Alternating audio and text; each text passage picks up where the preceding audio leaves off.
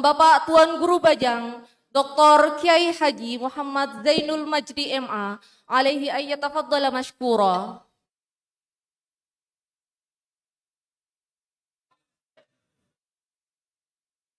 Bismillah wa bihamdih. Assalamualaikum warahmatullahi wabarakatuh.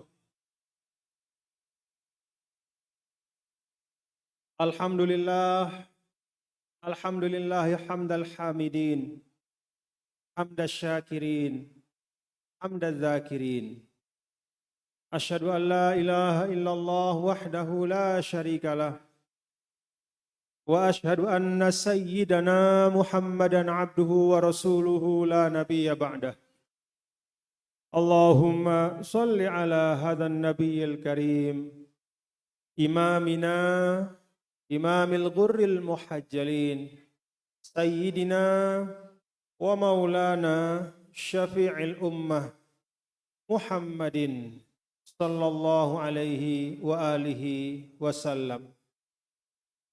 Allahumma aslih ummata Muhammadin sallallahu alaihi wasallam wa farij an ummati Muhammadin sallallahu alaihi wasallam warham ummata Muhammadin sallallahu alaihi wasallam wanshur wahfaz wa aid nahdlatal watani fil alamin wajma' kalimatal muslimin bihaqqi Muhammadin sallallahu alaihi wasallam. Amma ba'du. Yang saya hormati dan muliakan para guru dan para tokoh, para sesepuh, para pimpinan takmir Al-Hidayah dan seluruh keluarga besar, orang tua tiang, orang tua saya yang ada di kampung Muslim Candi Kuning. Kita doakan mudah-mudahan semua orang tua kita yang ada di tempat ini dan semua orang tua kita dimanapun yang masih hidup dipanjangkan umur oleh Allah Subhanahu wa Ta'ala. Ayah ibu kita yang masih sehat terus disehatkan, diafiatkan, dan yang telah wafat Allah Ta'ala rahmati. Allah Ta'ala jadikan kuburnya menjadi kebun surga, dilapangkan, diluaskan, dimudahkan. Amin, amin ya rabbal alamin. Para tamu undangan, para pimpinan masyarakat, Bapak Perbekal, Bapak setelah Perbekal apa namanya?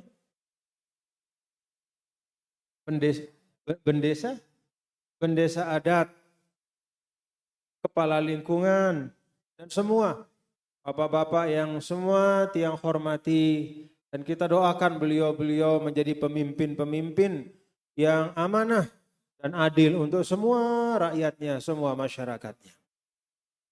Para pengurus organisasi, baik dari Nahdlatul Wathon Diniyah Islamiyah maupun dari Nahdlatul Ulama dan organisasi-organisasi lain yang semuanya bersaudara. Semuanya bersaudara. Semuanya saya hormati dan saya banggakan. Pimpinan perwakilan dari Bank Syariah Indonesia dan para hadirin hadirat sekalian, Bapak Ibu, semeton-semeton, saudara-saudara semua, jamaah Al-Hidayah, hadana wa iyyakum ajma'in. Semoga berkah dari nama masjid ini Al-Hidayah itu terlimpah kepada kita semua. Hidayah itu bapak-bapak ibu, kalau kata ulama adalah nurun yaqdhifuhullahu ala qalbi abdihi. Itu cahaya yang Allah lemparkan ke dalam hati seorang hambanya. Jadi bukan merupakan katakanlah hasil dari tukar menukar sesuatu, tidak. Dia juga bukan merupakan sepenuhnya hasil dari usaha manusia. Tapi hidayah itu adalah nur. Dia cahaya yang Allah Ta'ala lemparkan ke dalam hati kita untuk menjadi modal kehidupan kita. Maka kalau kita sudah mendapatkan hidayah, mari kita banyak-banyak mengucap syukur. Alhamdulillah. Pada hari ini saya bersyukur dan senang. Senang bisa jumpa dengan bapak-bapak ibu di tempat ini. Tempat yang indah. Alhamdulillah. Tempat ini indah sekali. Keindahan yang tidak hanya memikat hati orang-orang yang dekat dari tempat ini. Bahkan yang ribuan kilo jauh datang kemari untuk melihat keindahan Allah. Keindahan bumi Allah. Kata ulama, ayat-ayat Allah itu ada dua macam. Ada yang disebut dengan ayatun makru'atun kitabiyatun, dan ada pula ayatun manzuratun mar'iyatun. Ayat yang tertulis di dalam kitab-kitab suci. Seperti yang ada di dalam kitab suci Al-Quran. Itu ayat-ayat Allah. Kita baca satu huruf mendatangkan 10 pahala. Dan dari satu huruf itu membawa keberkahan hidup. Kita baca. Semakin kita paham, semakin banyak berkahnya. Kemudian setelah paham kita amalkan, berlipat lagi berkahnya. Itu ayat-ayat Allah yang jenis pertama tertulis. Yang kedua kata ulama, ayatun yang manzuratun, yang terhampar. Ayat-ayat Allah yang kita pandang setiap hari. Maka dalam Al-Quran itu bapak-bapak ibu, banyak sekali Allah Ta'ala menyebut al-jibal, gunung-gunung. Banyak sekali Allah Ta'ala menyebut jannatin, yaitu kebun-kebun. Banyak sekali Allah menyebut al-anhar, sungai-sungai. Banyak Allah menyebut al-bihar, laut-laut. Semuanya itu adalah tanda kekuasaan Allah. Ayat Allah. Maka warga muslim yang di Candi Kuning ini lengkap dua-duanya dia dapatkan. Kalau orang di Arab sana, dia cuma bisa melihat ayatun makru'ah. Dia hanya bisa baca kitab suci saja. Dia baca Al-Quran. Dia baca Al-Quran, tapi begitu dia angkat matanya dari Al-Quran, hanya padang pasir yang terlihat. Panas terik. Tapi di sini, di Candi Kuning ini, dua macam ayat-ayat Allah itu ada. Maka jiwa-jiwa dari orang yang tinggal di sini, insya Allah menjadi jiwa-jiwa yang baik, jiwa-jiwa yang tenang, jiwa-jiwa yang penuh dengan kesyukuran. Karena sebab untuk kesyukuran itu banyak sekali di sini. Cukup kita sekedar bangun pagi hari di tempat ini, ya saya bisa bayangkan. Saya bisa bayangkan bapak-bapak ibu, cukup dengan kita buka mata pagi hari, kita langsung melihat keindahan alam ini. Maka kalau kata ulama itu, satu yang paling penting dalam kehidupan itu adalah menumbuhkan syukrun mutajaddid. Kesyukuran yang terus menerus. Kita lihat.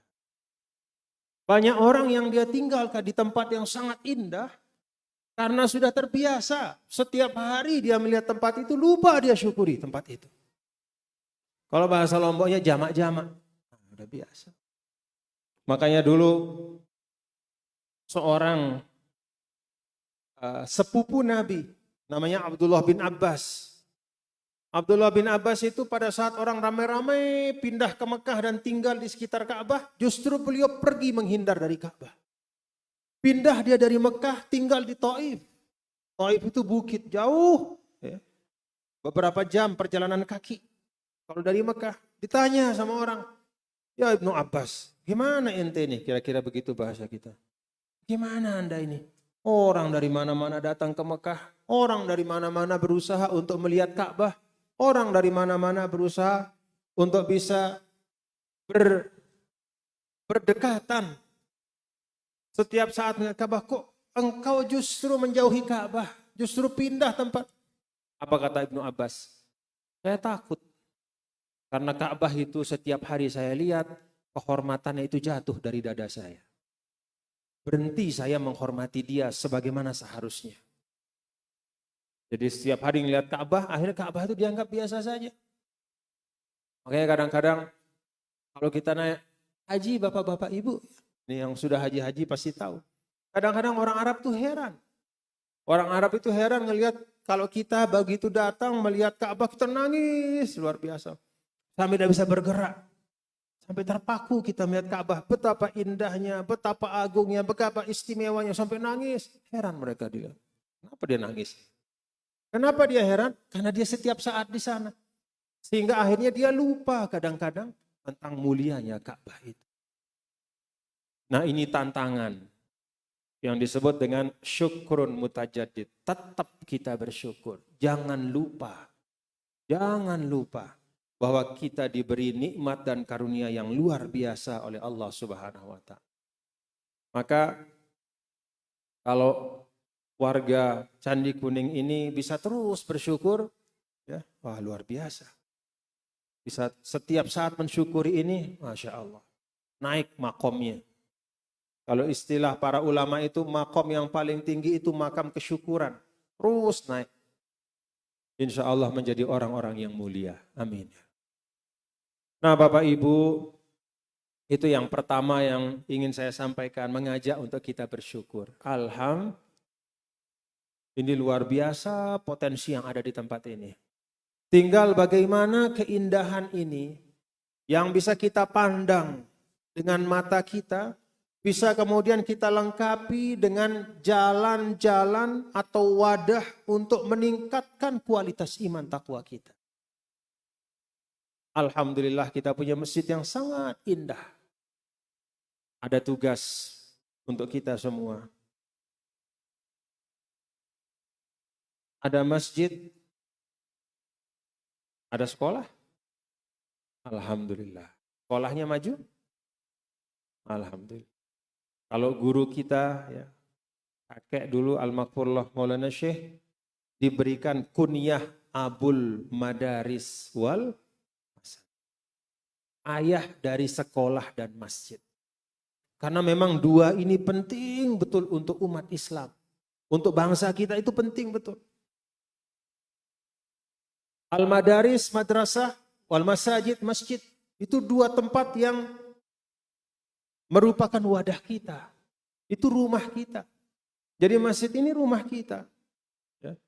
Rumah kita di mana di situ kita mengokohkan terus menerus iman dan takwa kita. Madrasah juga rumah kita. Tempat kita mengasah ilmu pengetahuan kita. Dan dulu pada masa baginda Nabi besar Muhammad Sallallahu Alaihi Wasallam, dua fungsi itu hidup di tengah-tengah umat. Jadi tempat untuk beribadah dan tempat untuk menuntut ilmu.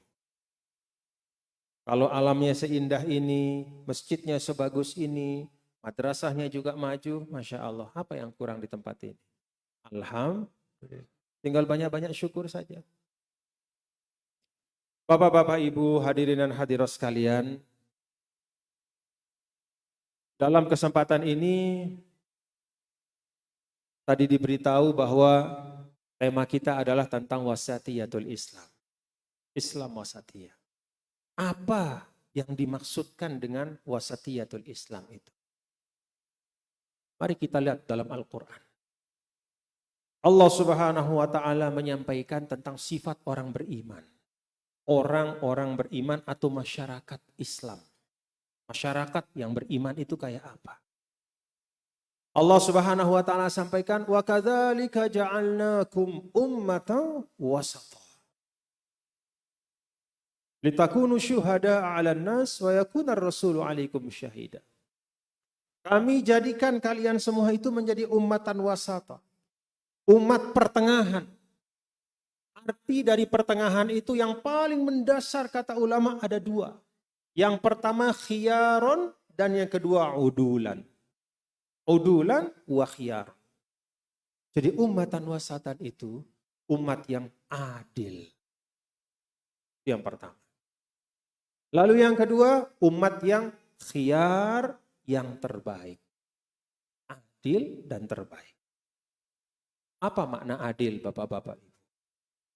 Secara sederhana, keadilan itu kata para ulama adalah wad'u syai' fi mahallihi. Meletakkan sesuatu pada tempat. Itu adil. Di dalam semua hal kehidupan kita. Meletakkan sesuatu pada tempatnya itu mencakup semua ibadah kita, muamalah kita, di dalam keluarga. Maka wasatiyah itu di dalam keluarga adalah istri mengetahui persis apa tugas dan kewajibannya. Dia istri, dia bukan suami. Istri tetap istri. Wasatiyah dalam keluarga itu kita sebagai laki-laki tahu persis apa tugas dan tanggung jawab kita. Nah, suami dan istri yang melaksanakan dengan baik tugas dan tanggung jawab, itulah ummatan wasata. Kenapa? Mereka sudah mampu menempatkan sesuatu pada tempatnya.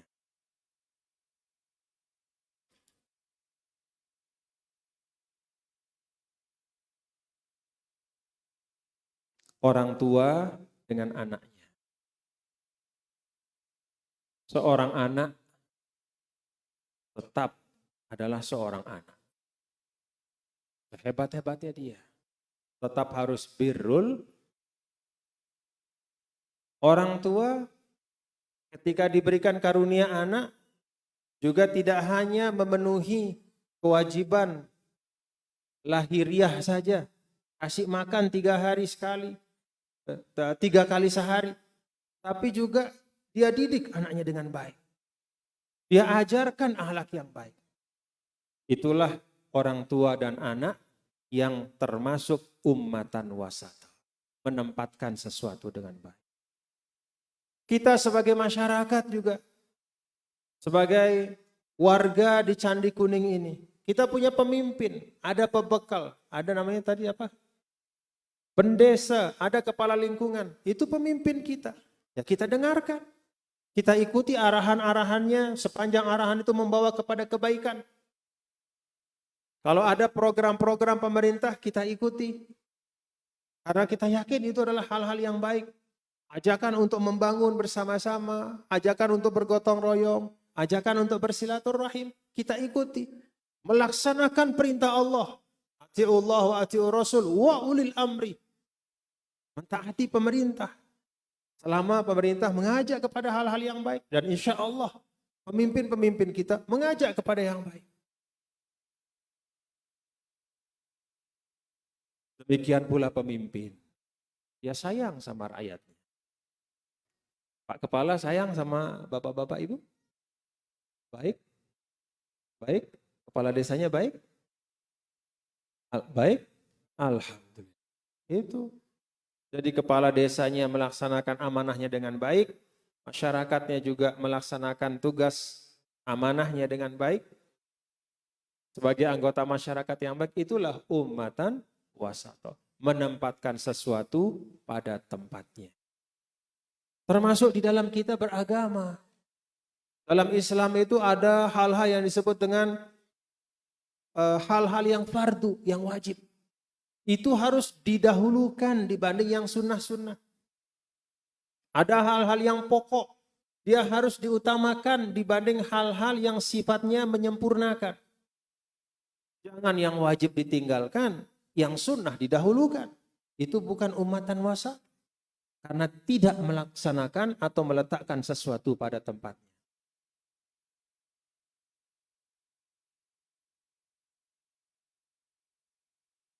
Kita ini bapak-bapak dan ibu jamaah sekalian, umat Islam, kita punya wadah-wadah perjuangan yang banyak sekali. Wadah-wadah perjuangan ini sifatnya itu sunnah. Dalam arti sesuatu yang baik. Yang kalau dikerjakan kita berorganisasi, kita dapat pahala dengan niat yang baik. Tapi kalau ada yang misalnya tidak berorganisasi, tidak berdosa juga. Dia sesuatu yang sifatnya menyempurnakan. Tapi bukan merupakan pokok agama. Nah, jangan sampai kita berorganisasi yang merupakan sesuatu yang sunnah, lalu kita dahulukan di atas sesuatu yang wajib. Misalnya, silaturahim itu wajib. Tapi gara-gara beda organisasi kita tidak mau saling tegur sapa. Artinya apa? Silaturahim yang wajib kita tinggalkan untuk mengejar satu fadilah, yaitu suatu amalan sunnah. Itu berarti tidak menempatkan sesuatu pada tempatnya, mendahulukan yang sunnah dan meninggalkan yang wajib. Maka yang terbaik adalah silaturahim antar umat ini kita jaga, kita perkuat, karena itu yang paling wajib. Lalu kemudian kita sempurnakan, silahkan mau berorganisasi, majukan masing-masing organisasinya dengan tanpa memutuskan silaturahim satu sama lain. Itu umatan wasata. Tahu mana yang didahulukan dan mana yang merupakan penyempurna. Nah, karena itu kalau ada beda-beda ya sedikit misalnya, itu sering saya sampaikan di banyak kegiatan. Ada yang bertanya kepada saya misalnya tentang hukum celana sampai melewati sampai kena mata kaki. Ya. Apa hukumnya kalau celana yang cingkrang atau celana yang, saya sampaikan bahwa itu bukan merupakan pokok agama. Yang mau melakukan sesuai dengan pilihannya, ada yang mau pilih celana kayak begini, kayak begitu, silakan saja. Tapi jangan sampai kalau kita melihat ada orang yang misalnya kita pilih, menurut kita adalah sunnah untuk memendekkan celana, lalu kita lihat orang pakai celana yang biasa-biasa, lalu tidak mau kita tegur sapa. Atau kita anggap diri kita lebih mengikuti sunnah dibanding dia. Hati-hati. Putus silaturahim, rusak pergaulan hanya karena sesuatu yang sebenarnya bukan merupakan pokok agama. Mari kita bertemu pada hal-hal yang pokok, yang penting. Kita ini umat Islam. Kita ini umat Islam disatukan oleh Allah Subhanahu wa taala di dalam hal-hal yang paling penting. Termasuk kita juga sebagai bangsa Indonesia dalam konteks sebagai berbangsa. Kita juga punya kesepakatan-kesepakatan terpenting. Itu yang kita rawat dulu. Pokok-pokok kita berbangsa itu kita jaga. Kalau ada perbedaan-perbedaan antara satu sama lain kita sebagai anak bangsa, itulah sunnatullah. Yang Allah Ta'ala memang takdirkan kita harus berbeda. Kan kalau Allah mau ciptakan kita mukanya sama, bisa enggak? Bisa enggak kita ciptakan mukanya sama? Bisa. Allah Ta'ala ingin ciptakan kita ini satu agama semuanya, bisa atau enggak? Bisa. Kan kun, fayakun. Kan yang menciptakan bapak ibu kita Allah. Yang ciptakan bapak-bapak semua, bapak ibu kita semua ini Allah semua. Yang ngatur semua Allah Ta'ala. Maka ketika lahir perbedaan di dunia dengan penuh keragaman, kita harus meyakini bahwa itulah memang yang Allah kehendaki. Itulah yang Allah kehendaki. La yus'alu amma yaf'al. Jangan nanya, kok Allah bikin kita macam-macam ya? Kenapa enggak Allah bikin kita satu macam saja? Kok Allah bikin kita beda-beda? Baik dari sisi ilmu, baik dari sisi harta, baik dari sisi jabatan, baik dari sisi akidah, baik dari sisi kelamin, baik dari sisi budaya, adat, istiadat, segala macam. La yus'alu amma yaf'al. Jangan tanya, kenapa Allah menciptakan kita berbeda? Ketika Allah sudah menciptakan ini, mari kita syukuri. Alhamdulillah. Dan inilah Bapak-bapak, Ibu, saudara sekalian ya. Hikmah dari banyak sekali perbedaan. Termasuk yang dulu ada sejak ya, datang Islam di Jazirah Arabiyah itu, manusia yang ada dan hidup di Jazirah Arabiyah itu sudah berbeda-beda. Macam-macam. Ada yang menganut agama Kristen, Yahudi, ada orang-orang Badui, orang-orang yang katakanlah al-musyrikun, itu semua ada. Tapi ketika Nabi kita, Nabi besar Muhammad Sallallahu Alaihi Wasallam sampai ke Madinah, yang beliau lakukan itu bukan mengurusi akidah dari satu persatu orang yang ada. Dakwah itu bukan dengan mengadili akidah orang, tidak. Apa yang Rasul lakukan pertama-tama setelah membangun masjid, membuka pasar, adalah mempersaudarakan penduduk Madinah yang berbeda-beda agamanya. Itu yang disebut dengan Mitsaqul Madinah. Dipersaudarakan dalam arti diikat. Kalau ada di antara kita yang diserang oleh siapapun dari luar, maka yang lain wajib membela. Itu ada di Piagam Madinah. Kalau orang Yahudi diserang oleh orang luar, umat Islam wajib membela mereka. Kalau umat Islam diserang oleh orang dari luar, orang Yahudi wajib membela mereka. Antara penduduk Madinah satu sama lain membela saudaranya, membela kehormatannya, membela jiwanya, membela hartanya. Itu Mitsaqul Madinah. Alhamdulillah kita di Indonesia sudah ada wadah kita. Sudah kita sampaikan dakwah dengan caranya yang baik. Bukan dengan mengumpat orang, bukan dengan menghujat orang. Dakwah itu mulia, jalannya harus mulia. Dalam Islam antara tujuan dengan cara itu satu. Tidak boleh kita menempuh cara yang mulia dengan cara yang menempuh tujuan yang mulia dengan cara yang hina. Dan tidak bisa pula kita menempuh tujuan yang hina dengan cara yang semulia apapun juga tidak ada artinya. Dua hal itu harus menyatu. Tujuan yang mulia harus ditempuh dengan cara yang mulia. Itu tugas kita yang pertama, sampaikan. Kita mendakwahkan ajaran Islam dengan cara yang baik, saling ingatkan satu sama lain. Yang kedua, tugas Nabi itu adalah menjadi teladan. Laqad kana lakum fi Rasulillahi uswatun hasanah. Keteladanan beliau itulah yang menggugah, membuat orang cinta pada Islam. Mata itu menunaikan lebih kuat, satu mata itu menunaikan lebih kuat dari 100 telinga, kata orang. Jadi satu mata ini itu menunaikan lebih daripada 100 telinga. 100 kali kita dengar ceramah, itu jauh lebih meresap dengan satu kali saja melihat contoh dan teladan. Makanya bapak-bapak ibu kalau punya anak kurangi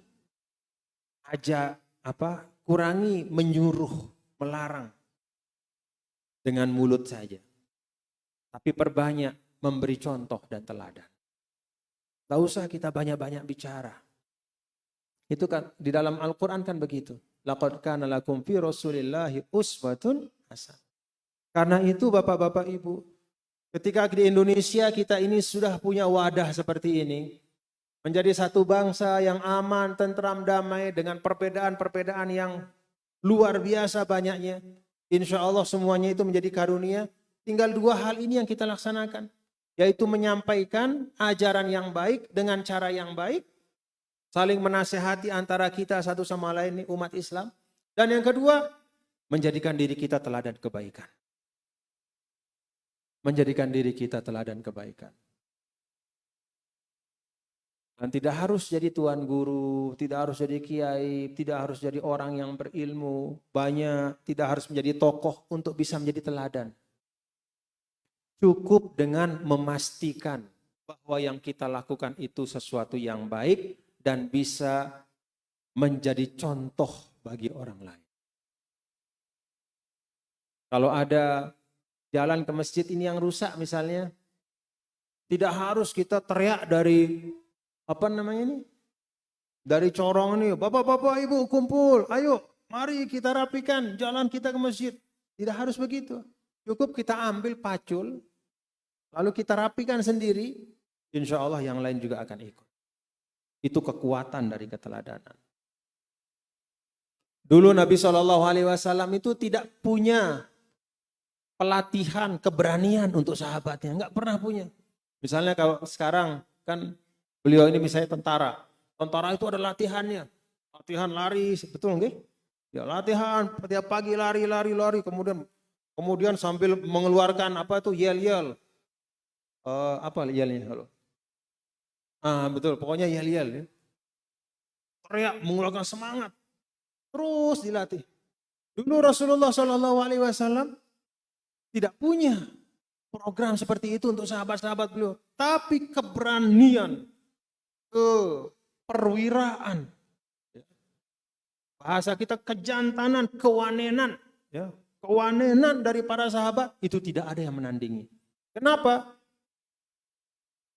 Dalam sebuah hadis, sahabat mengatakan, suatu ketika kami mendengar suara muruh dari luar kota Madinah. Kami kaget. Pagi-pagi sebelum subuh ada suara gemuruh. Kami kaget, lalu kami keluar dari rumah. Kami lari ke kuda-kuda kami naik kuda, kami memacu kuda kami menuju ke arah suara itu. Tiba-tiba Nabi SAW sudah kembali dari arah suara itu dan mengatakan kepada kami, pulang, gak apa-apa, aman kita semua. Rasul sudah kembali dari tempat itu. Itu pemimpin keteladanan. Jadi kalau mau mengajarkan keteladanan tentang keberanian, maka karakter berani itu harus tampak dari pemimpin itu sendiri. Jadi Nabi tidak harus beliau membuat modul pelatihan sistematis, cukup dengan keteladanan beliau. Ribut, sahabat lari ke arah itu pun setelah berpikir sambil agak takut, ini suara apa gitu. Tiba-tiba Nabi sudah balik dari situ. Sambil mengatakan, dah enggak apa-apa yuk, pulang. Masya Allah. Itu keteladanan tentang keperwiraan dan keberanian. Nabi SAW juga tidak banyak menyampaikan tentang katakanlah ya misalnya tentang kewajiban menjalankan sholat sunnah tertentu. Nabi tidak banyak bicara, tapi Nabi melakukannya. Maka kata para sahabat, kami melihat Nabi selalu melakukan sholat sunnah setelah sebelum asar 4 rakaat misalnya. Maka tahu semua, berarti itulah sunnah Rasul. Tidak ada Nabi mengatakan, yuk, mari sholat. Besoknya lagi, ayo bapak-bapak bangun, sholat qobliyah 4 rakaat asar. Tidak ada. Nabi langsung, Allahu Akbar, dilihat sama sahabat, begini. Itu namanya keteladanan. Nah, 2 hal ini saja kalau kita hadirkan dalam kehidupan, nyaman kita hidup. Kalau kita mampu menghadirkan keteladanan. Dan alhamdulillah, bapak-bapak, ibu, hadirin dan hadirat sekalian, kalau saya lihat Masjid Al-Hidayah ini, inilah buah keteladanan dari para pendahulu kita. Alhamdulillah. Kita akan terikat rasanya hati kita dengan apa yang beliau-beliau tinggalkan ini. Kenapa hati kita terikat? Karena diwarisi turun-temurun. Bapak kita melihat bapak kita membangun. Bapak kita melihat bapaknya. Terus dari keteladanan demi keteladanan. Mungkin mereka tidak merupakan lulusan dari universitas yang hebat, tapi dia punya keteladanan. Maka itu yang merubah masyarakat.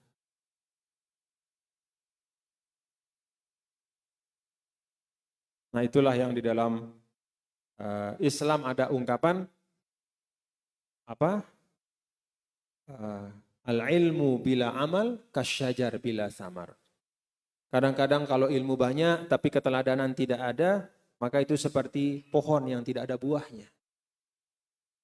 Kan kita bukan diminta untuk berbangga-bangga menanam sebanyak-banyak pohon.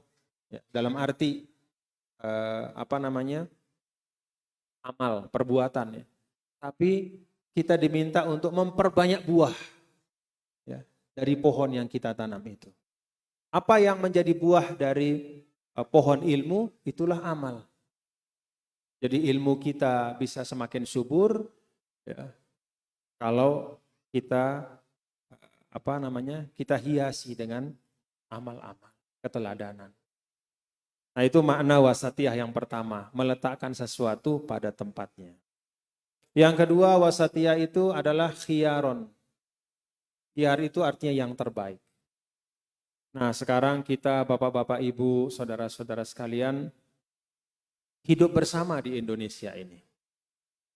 Maka tugas kita sebagai umat Islam adalah memberikan hal-hal yang terbaik untuk menjadi inspirasi bagi siapapun. Umat Islam harus menjadi yang terdepan. Kalau agama kita mengajarkan at-tuhuru syatrul iman, maka umat Islamlah harus menjadi umat yang paling menjunjung tinggi kebersihan. Karena agama kita menyampaikan at-tuhuru syatrul iman. Kesucian dan kebersihan itu adalah setengah atau sebagian dari iman. Atau dalam ungkapan yang biasa, an-nazafatu minal iman. Tapi hadis sahihnya itu at-tuhur syatrul iman. Kesucian adalah sebagian dari iman. Kalau ajaran Islam seperti itu, maka kita sebagai umat Islam harus menjadi contoh. Yang memberikan yang terbaik. Keteladanan yang terbaik. Di dalam kita bekerja dimanapun, jadi yang terbaik. Kalau kita menjadi pedagang di pasar, jadilah pedagang yang orang mencontoh kejujuran kita. Menjadi buah bibir, bukan karena sekedar besarnya untung yang kita dapatkan, tapi karena, oh itu dia orang yang amanah. Itu yang disebut dengan ummatan wasata. Selalu menghadirkan menjadi pribadi yang terbaik. Nah, masjid kita ini ada di lokasi wisata ya Bapak-bapak Ibu nggih. Alhamdulillah. Tuh, Bapak beliau menyampaikan banyak yang dapat hidayah di sini. Kenapa dapat hidayah? Banyak tuan gurunya di sini? Kan enggak. Banyak tuan guru di sini? Enggak banyak. Tapi kenapa orang dapat hidayah di sini, tempat ini? Padahal tuan gurunya enggak banyak. Pengajian-pengajiannya mungkin tidak sesering di tempat-tempat lain.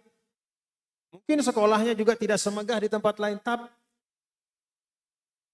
tidak sehebat di tempat lain. Tapi kenapa banyak orang dapat hidayah? Karena alhamdulillah melihat bagaimana masyarakat muslim di sini hidup dengan kedamaian, menebarkan pesan-pesan kedamaian, membuat alam yang ada ini tetap terpelihara keindahannya, menjaga dan merawat bumi Allah dengan baik. Itu dakwah masa kini dan masa yang akan datang. Dakwah masa kini dan nanti itu yang merupakan kewajiban kita tidak hanya sekedar menguraikan di mimbar seperti ini tentang tuntunan-tuntunan Islam, tapi memberi contoh bagaimana kita menjaga bumi Allah ini dengan baik. Ini dakwah yang luar biasa mulianya di sisi Allah. Jadi Bapak-bapak Ibu yang ada di Candi Kuning ini punya kesempatan menjadi dai-dai tanpa harus menjadi tuan guru. Menjadi dai tanpa harus menjadi tuan. Bukan dengan ceramah, tapi dengan keramahan. Bukan dengan ceramah, tapi dengan keramahan. Bukan dengan pidato dan khutbah, tapi dengan keteladanan. Masya Allah. Beruntung Bapak-bapak Ibu. Saya jadi iri. Ya. Iri dalam makna yang baik. Bahwa masyarakat yang seperti inilah ya. Yang tenang, tentram. Bapak Ibu tahu kenapa agama kita dinamakan agama Islam? Islam itu akarnya, katanya itu dari as-silmu wassalam. Yang namanya Islam itu menghadirkan kedamaian dan memberi kedamaian.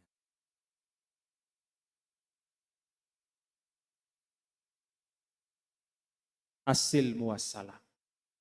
Kenapa kepercayaan kita kepada Allah dinamakan iman? Karena iman itu membawa makna al-amnu wal-aman. Orang yang beriman, dari kata iman itulah, dari kata iman itu ada makna aman. Aman apa Bapak Ibu? Pertama, tentu aman nanti di akhirat dari api neraka. Yang kedua, aman dari fitnah-fitnah yang ada di dunia. Yang ketiga, bisa memberikan siapapun yang ada di sekitar kita rasa aman dan tentram. Maka kata Rasul Shallallahu Alaihi Wasallam, tidak sempurna dan tidak benar-benar beriman man la ya'manu jaruhu bawa'iqahu. Orang yang tetangganya tidak merasa aman dari kejahatannya. Tidak sempurna imannya kata Nabi. Karena imannya itu belum melahirkan sesuatu yang seharusnya. Tetangganya resah sama dia. Kenapa? Suka memfitnah. Tetangganya tidak suka sama dia. Kenapa? Suka membicarakan hal-hal yang tidak benar. Memfitnah tetangganya, mengumpat, menghujat. Nah, jadi iman dan Islam kita itu harus menghadirkan kedamaian, membuat orang aman bersama dengan kita. Nabi SAW itu orang senang duduk bersama beliau. Bahkan orang yang baru datang pun belum dia bersyahadat. Belum dia bersyahadat, itu sudah cinta kepada Rasul. Bahkan diceritakan kalau orang datang ke Madinah itu, orang datang ke Madinah belum ketemu Rasul, begitu masuk kota Madinah, dia sudah menemukan aura perdamaian dan kenyamanan. Maka kan banyak kita baca dalam kitab-kitab.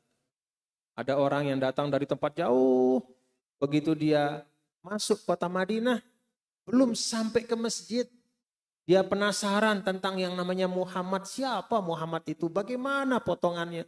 Belum dia sampai masjid, baru masuk kota Madinah, dia sudah bersyahadat. Asyhadu an la ilaha illallah. Tanya sama temannya, kok kamu sudah bersyahadat? Kan belum ketemu Muhammad. Saya memang belum ketemu Muhammad, tapi begitu saya masuk di kampung Muhammad ini, saya menemukan kedamaian yang tidak pernah saya jumpai di tempat tinggal saya. Alhamdulillah, itu dakwah.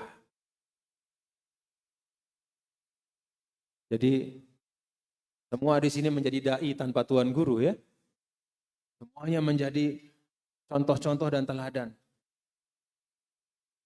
Dan keteladanan yang dicontohkan oleh Nabi kita, Nabi besar Muhammad Sallallahu Alaihi Wasallam adalah keteladanan yang manfaatnya, yang kebaikannya dapat dinikmati oleh orang-orang yang bahkan non-muslim, tidak beragama Islam. Itu yang disebut dengan Islam adalah rahmatan lil alamin. Jadi kemanfaatan, kan kita diminta, kalau kata Rasul, kita diminta untuk senyum di Islam ya. Kita diminta untuk tersenyum. Dan tidak ada di dalam kitab fikih bahwa senyumnya itu harus kepada muslim saja, tidak ada. Senyum saja sama orang. Ya. Jumpa sama orang kita senyum. Siapapun itu. Mengucap salam juga bahkan alqis salam ala man arafta wa man lam ta'rif. Ucapkan salam kepada orang yang kamu kenal dan orang yang tidak kamu kenal. Assalamualaikum. Jadi tidak perlu kita cek dulu. Ini kira-kira Islam semua enggak? Baru Islam semua, assalamualaikum. Tidak. Islam itu kata Rasul ucapkan salam. Karena salam itu adalah doa supaya orang itu selamat. Artinya doa orang selamat ya kita mendoakan supaya dia mendapatkan kebaikan. Dan kebaikan paling inti hidayah dari Allah.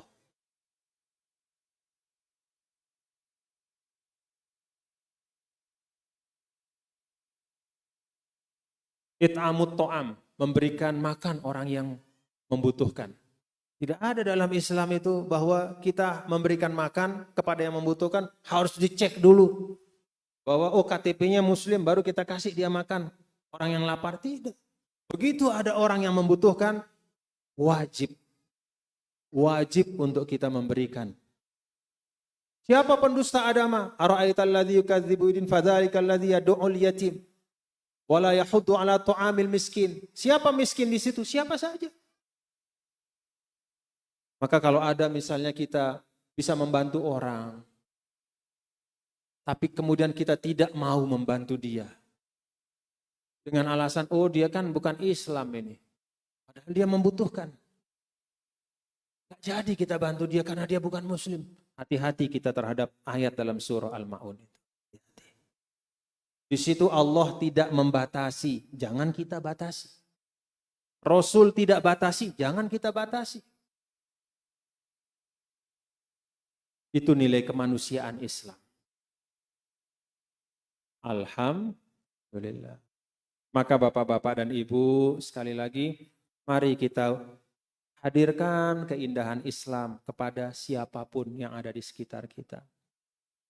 Kita baik-baik sama semua orang. Ada hadis tuh ditulis di atas. Ittaqillah haitsuma kunta wa atbi'is sayyi'atal hasanata tamhuha wa khaliqin nas bi khuluqin hasan. Bertakwalah kepada Allah dimanapun kau berada dan segera ikutkan satu keburukan dengan kebaikan. Artinya kalau kita terlanjur melakukan sesuatu yang buruk, maka segera kita taubat dan segera berbuat baik untuk menghapusnya. Lalu yang ketiga, wa khaliqin nas bi khuluqin hasan. Bergaulah dengan manusia. Bukan wa khaliqil muslim, tapi wa khaliqin nas, itu kata Nabi. Bergaulah dengan manusia, siapapun itu, apapun agamanya, bi khuluqin hasan. Dengan akhlak yang baik. Dalam ayat Al-Quran, wa ahsin kama ahsanallahu ilaik. Saya mau tanya bapak-bapak ibu, Allah itu baiknya sama umat Islam apa kepada semua manusia? Nih pertanyaan sederhana, Allah memberikan kebaikan itu kepada umat Islam saja apa kepada semua? Tirulah akhlak Allah. Kan begitu. Kenapa kita belajar Asmaul Husna? Supaya bisa meniru Asmaul Husna itu. Ya Allahumma ya Allah, ya Rahman, ya Rahim. Kenapa kita mengulang ya Rahman? Supaya kita juga punya sifat pengasih sebagaimana Allah. Ya Rahim, penyayang. Ya Sobur, Allah yang maha sabar. Supaya kita juga nih belajar sabar. Ya kan? Ya Jawad, yang maha pemurah. Supaya kita juga jangan bakhil. Jadi Asmaul Husna itu bukan buat hiasan mulut kita baca saja. Bukan sekedar menjadi wirid kita, tapi takhallaqu bi akhlaqillah kata Nabi. Kalau kamu mau berakhlak yang baik, tirulah Asmaullah al-Husna. Nah, Allah Ta'ala itu akhlaknya atau sifatnya adalah memberi kepada semua hambanya tanpa kecuali. Maka mari kita tiru. Berbuat baik kepada siapapun yang membutuhkan dan yang tidak butuh. Karena berbuat baik itu bukan kebutuhannya orang. Yang kita berbuat baik tapi kebutuhan kita. Kalau kita bersedekah, jangan sombong dengan mengatakan atau menganggap diri, saya ini bisa bersedekah. Dia itu orang yang butuh, saya kasih dia karena dia membutuhkan. Hei Pak, memang dia membutuhkan. Tapi engkau jauh lebih butuh kepada sedekahmu itu kelak di akhirat. Jadi jangan kita merasa bahwa kalau kita berbuat baik itu adalah suatu kelebihan. Kalau kita misalnya bisa membantu orang itu, artinya bahwa kita lebih baik dari dia. Dia adalah orang yang perlu dibantu. Kita juga perlu dibantu. Dan siapa yang membantu kita, apa yang membantu kita kelak di akhirat, sedekah kita itu. Jadi kalau kita membantu orang, artinya apa? Membantu diri kita sendiri. Jadi kalau kita keluarkan uang bapak-bapak nih, itu adalah cara kita untuk membantu diri kita. Membantu dia di dunia, tapi membantu diri kita dunia dan akhir.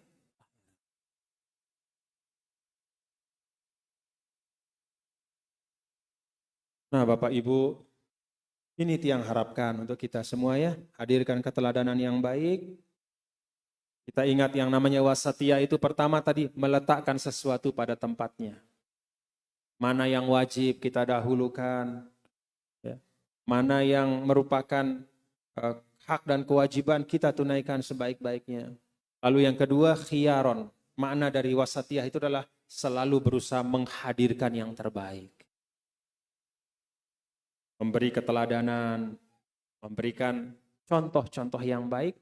Seperti disampaikan oleh beliau, akhirnya banyak yang kemudian mu'allaf, mungkin dari luar. Sama seperti di Lombok itu. Ya di NTB itu ada 3 pulau namanya Gili Terawangan, Gili Air, Gili Meno. Banyak sekali turis di sana. Ada masjid di situ, 2. Dulu tahun 2013 atau 14 saya diberitahu oleh kepala desa di situ, kepala dusun di situ. Apa kata beliau? Tuan Guru, turis-turis di masa tiang nih jadi kepala dusun, kata beliau, yang mu'allaf. Di 3 pulau ini ada 74 orang. Di masa tiang saja. Dari kapan sih dia jadi kepala dusun? 4 tahun, 74 orang. Apakah karena mereka diceramahi? Tidak, tidak ada yang menceramahi mereka, satu kata pun tidak ada. Tapi mereka melihat bahwa penduduk di Gili Terawangan itu walaupun banyak wisatawan ya yang datang tapi tidak membuat jati diri iman Islam mereka dan akhlak mereka itu tidak luntur, tetap ada al-akhlakul karimah. Mereka melihat contoh. Yang ngisi masjid tetap, sholat 5 waktunya tetap. Kan turis itu dari hotelnya dia lewati masjid ke pantai. Jemur di pantai, balik ke hotelnya lewati masjid. Dia lihat, sholat 5 waktu. Lama-lama dia penasaran, apa ini? Tanya, tertarik masuk Islam. Tidak ada satupun ceramah. Itu keteladanan. Matanya melihat. Apa yang dilihat oleh matanya lebih kuat dari yang ratusan kali dia dengar. Mungkin di negaranya dia mendengar Islam itu adalah agama teroris segala macam gini. Tapi begitu dia datang, ternyata alhamdulillah yang dia saksikan adalah keramah tamahan, kedamaian. Jatuh hati dia. Alhamdulillah. Makanya kata Rasul, apa katanya? La yakunur rifku fi syai'in illa zanahu. Wala takunu syiddatu fi syai'in illa syanathu. Tidaklah suatu kelembutan itu berada pada sesuatu yang baik kecuali menambah kebaikannya. Dan tidaklah satu kekasaran itu melekat pada sesuatu kecuali menambah keburukannya. Maka sikap kita bapak-bapak ibu ya, ini menjaga kerukunan umat beragama di daerah ini itu dakwah yang luar biasa. Itulah bukti tak terbantahkan tentang kemuliaan agama kita. Jadi kita tidak usah ribut-ribut agama Islam, agama mulia, agama gini. Cukup tampakkan dengan cara kita.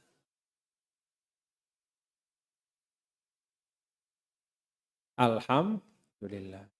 Nah Bapak Ibu Saudara sekalian, terakhir saya berharap mari kita jaga persaudaraan kita dengan baik ya. Nih amalkan hadis yang satu lagi nih. Tadi kan kita sudah baca hadis yang satu tuh. Ittaqillah haitsu ma kunta wa atbi'is sayyi'atal hasanata tamhuha wa khaliqin nas bi khuluqin hasan. Nih satu lagi hadisnya. Min husni islamil mar'i tarkuhu ma la ya'nihi. Ini khotnya indah sekali sampai sulit dibaca. Indah sekali. Min husni islamil mar'i tarkuhu ma la ya'nihi. Apa artinya? Di antara tanda keelokan Islam. Di antara tanda keelokan agama yang ada pada diri kita, diri seseorang. Apa tandanya bahwa dia telah beragama dengan baik? Apa tandanya bahwa dia punya agama yang indah dalam dirinya? Tarkuhu ma la ya'nihi. Meninggalkan apa yang bukan merupakan urusannya. Jangan kita urus rumah tangga orang, urus rumah tangga kita. Jangan kita urus istri orang, urus istri kita. Jangan urus suami orang, ibu-ibu, urus suami ibu-ibu masing-masing. Jangan urus anak orang, urus anak kita. Itu bukan berarti bahwa kita tidak bersosialisasi. Maksudnya adalah ini prioritas yang memang kewajiban-kewajiban kita, itulah yang kita fokuskan. Jangan kita sibuk menilai orang, amalnya, kebaikannya, statusnya. Mari kita bersibuk-sibuk menilai diri kita. Muhasabah. Ukur-ukur diri kita. Saya yang sudah misalnya, saya ini ceramah setiap hari. Apakah yang saya ceramahkan itu saya amalkan? Tuh tanya diri kita. Kalau kita jadi penceramah nih, jadi tuan guru, jadi ustadz. Dirimu. Kamu ngomong terus. Kamu amalkan enggak itu? Tuh, tanya. Itu pengamalan hadis itu. Kalau kita profesional, proporsional, kemudian mengetahui prioritas kita, mengurus hal-hal yang memang harus kita urus dan kita selesaikan, insya Allah aman kita bermasyarakat. Tapi begitu kita mengurus yang bukan urusan kita, itu awal fitnah. Ada misalnya orang bersaing politik, di sana pemimpin kita yang entah dia kenal atau enggak sama kita, tapi kita yang ribut di bawah sini. Habis waktu kita. Main WA-WA-an, isi WA itu bukannya ngajak berzikir. Begini, kirim-kirim hoax segala macam. Ingat hadis itu. Tinggalkan. Orang yang di atas sudah damai, kita masih musuhan. Orang di atas sudah ketawa-ketawa, kita masih saling cemberutan. Orang di atas sudah makan bersama, kita masih tidak bisa bersilaturahim. Inna lillahi wa inna. Jangan sampai terulang kejadian seperti itu. Nah, Bapak Ibu, saudara sekalian, mari kita kembali ke hal-hal yang pokok, kokohkan silaturahim, mari kita tampakkan keindahan Islam. Itulah dakwah yang terbaik untuk agama kita, dan itulah yang memang dibutuhkan oleh bangsa kita. Yaitu semua umat beragama satu sama lain saling berlomba untuk menghadirkan kebaikan. Kalau semua berlomba menghadirkan kebaikan, maka penuh Indonesia ini dengan kebaikan. Kalau bahasa Lomboknya, di narak langan kelengian. Kalau semua berusaha untuk memberi kebaikan. Semoga Allah Ta'ala memudahkan niat-niat baik kita, menjaga persatuan kita, kekompakan kita. Nih di Candi Kuning ini aman damai, ini amanah. Ini amanah. Dan dalam Islam, merawat amanah itu salah satu amalan yang paling diutamakan dalam Islam.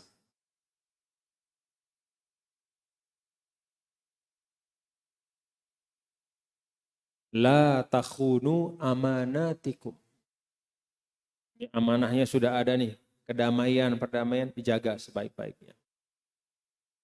Semoga Allah merahmati majelis kita. Mari kita jaga bersama semua kebaikan yang ada. Dan yang paling utama, jaga iman takwanya ya Bapak-Bapak Ibu nih. Jaga iman takwa karena itulah menjadi modal kita kelak menghadap Allah Subhanahu wa Ta'ala. Kalau kita jaga iman takwa kita pada saat kita sehat, nanti pada saat sakratul maut di mana kita tidak bisa menjaga iman Islam kita, Allah yang jaga. Kalau kata Rasul, An-nas matu ala ma'asyu. Manusia itu akan mati seperti halnya ketika dia hidup. Kalau kita jaga iman Islam kita dengan baik, maka Allah akan jaga pada saat kita meninggal iman Islam kita. Wa yub'asuna ala ma matu alaihi. Dan mereka akan dibangkitkan seperti ketika mereka mati. Jadi matinya kita mencerminkan bagaimana hidup kita. Dibangkitkannya kita kelak di akhirat mencerminkan bagaimana matinya kita. Jadi kalau kita hidup dengan baik, membawa iman Islam kita dengan baik, jaga, insya Allah matinya pun husnul khatimah. Kalau matinya husnul khatimah, dibangkitkannya pun insya Allah dalam keadaan baik.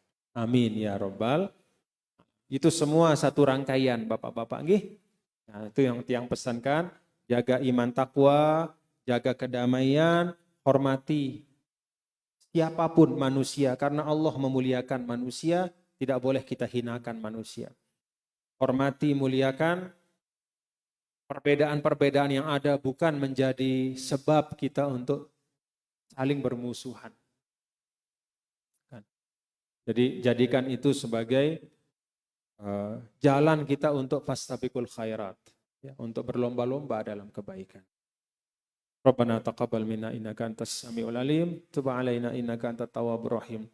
Bismillahirrahmanirrahim. Alhamdulillahirabbil alamin hamdal hamidin, hamdaz syakirin, hamdaz zakirin, hamda yuwafi ni'amahu wa yukafi mazidah. Ya Rabbana lakal hamdu kama yanbaghi lil jalali wal karim wa azimi sultanik. Allahumma la nuhsi thana'an 'alaika anta kama asnaita 'ala nafsik. Walakal hamdu hatta tarda, walakal hamdu idza radit, walakal hamdu ba'da ridha.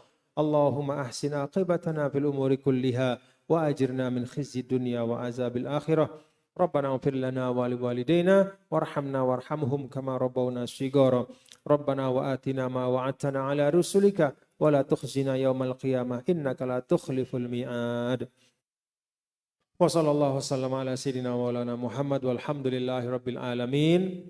Saya minta kepada kita semua di akhir pertemuan ini, saya tidak tahu apakah panitia menyiapkan kotak amal ya untuk madrasah sekolah kita, untuk perbaikan sekolah kita. Tapi saya mengajak kita semua untuk mari kita beramal ya.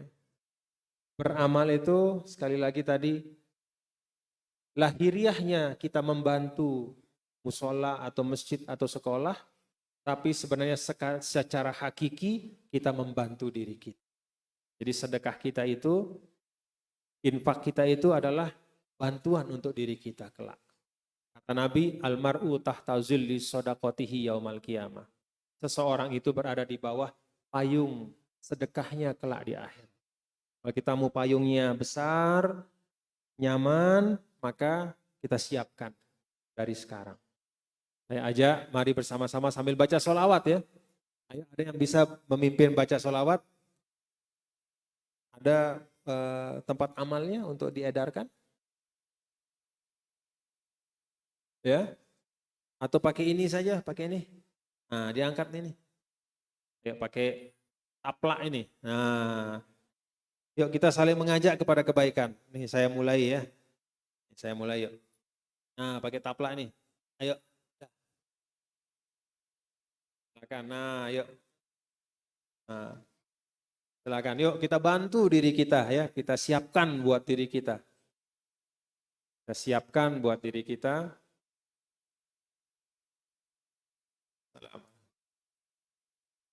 Alhamdulillah. Alhamdulillah. سلام عليك يا رفيع شاني ودرجي عطفة يجي رات العالمين يا أهيل الجود والكرم يا رسول الله سلام عليك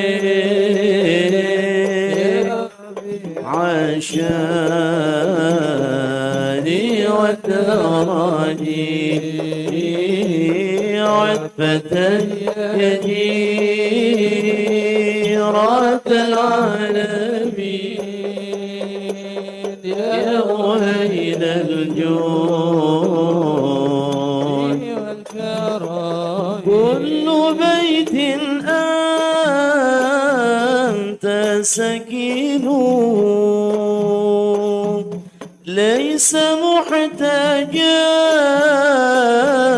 إلى السرج ومريض أنت عائده قد أتاه الله بالبراهين يا رسول الله سلام عليك يا رفيق الجهاد والدارين فتياتي رد العالمين يا أحيي الجود والكرم.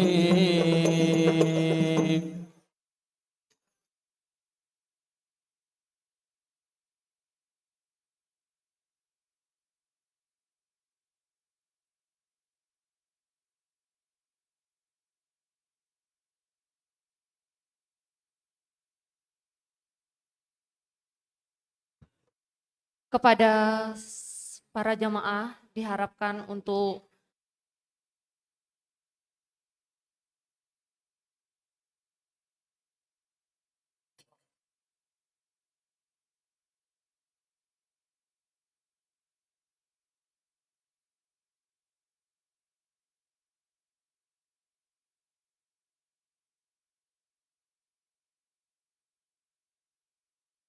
hadirin yang dirahmati Allah, kita akan beranjak ke acara terakhir.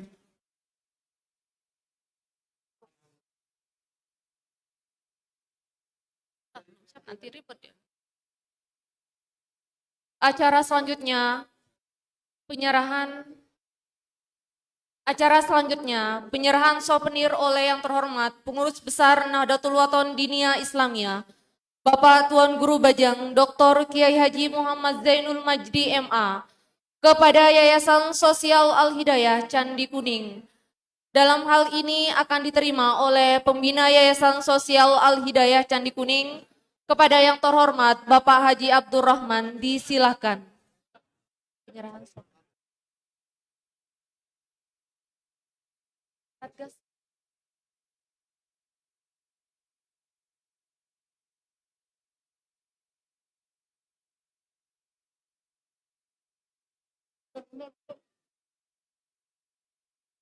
Kepada para jamaah kami harapkan untuk duduk kembali.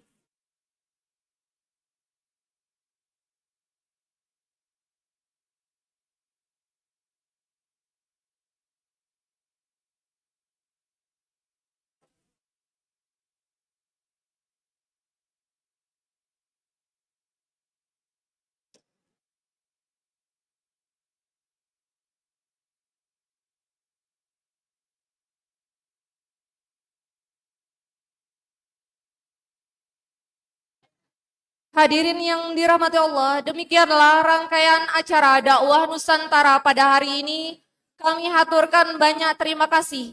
Bil khusus kepada Al-Mukarram Bapak Tuan Guru Bajang Dr. Kiai Haji Muhammad Zainul Majdi MA dan para hadirin yang sudah berkenan hadir. Mohon maaf atas segala kekurangan dan kehilafan. Selanjutnya, linailil barokati wal fuyudat. Marilah kita tutup dengan sama-sama membaca hamdalah. Alhamdulillahirabbil alamin. Wallahul muwaffiq wal hadi ila sabilir rasyad. Wassalamualaikum warahmatullahi wabarakatuh.